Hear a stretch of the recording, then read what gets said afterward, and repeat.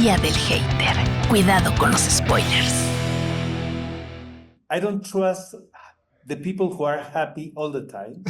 So I was having the time of my life seeing the TV series. I like the way you put that. That's awesome. I don't know anybody who's happy all the time, but No, I wouldn't that would be trust weird. them. I No. agree. Yeah. No. Vince, it's impossible not to have a little sense of humor when you tackle a story like this one, like Pluribus. I agree completely, Oscar. I don't trust dramas that don't have any comedy in them. That's what Exactly.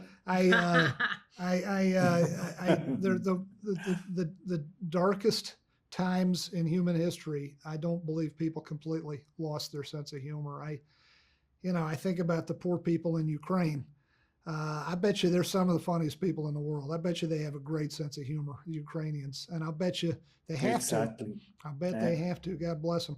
And also, how could I not have humor in the show with Rhea Seehorn starring in it? I mean, she's so everything. She's so dramatic, so everything. Such wonderful acting, but so funny. It'd be like,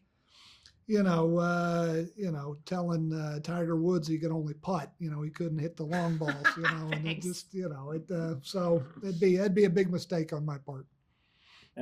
Ray, I don't want to sound too intense, but I think your character is paying the price of being an original, a free thinker.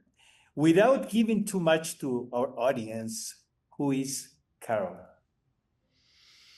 Wow.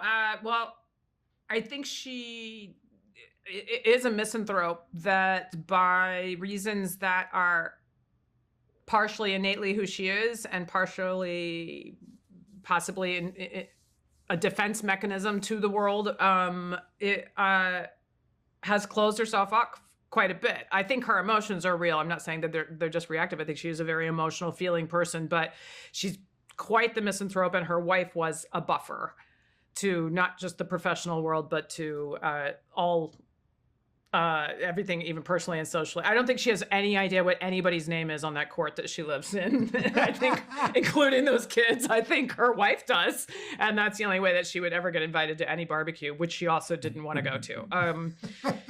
So there's that part of her, but then this event happens in the world that makes her really examine what is it that she is protective about of her own individuality, as you've brought up. And she wasn't finding the joy in her life before. She was the person that's picking at the flaws of it. And now she's fighting for the right to be miserable because I think she is having this new discovery, and sometimes not consciously so, of like, what does it mean to be free to think and feel the things that you want to think and feel? And she certainly has a lot of other things going on as to what's bringing that up in her. But I think you go on this often hilarious, but often gut-punchingly, psychologically dark journey of like, what does that mean?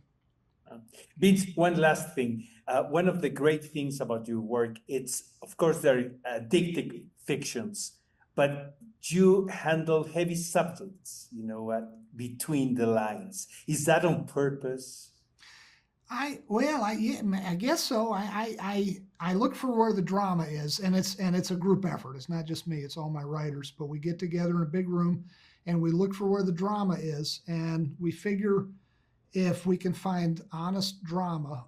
In other words, if we don't have to kind of gin it up too much, fake it up too much, but if we can create real characters that seem real, and we keep them honest, we stay honest as writers, we keep them honest as characters, and we have them always behave like real human beings would behave under any given set of circumstances.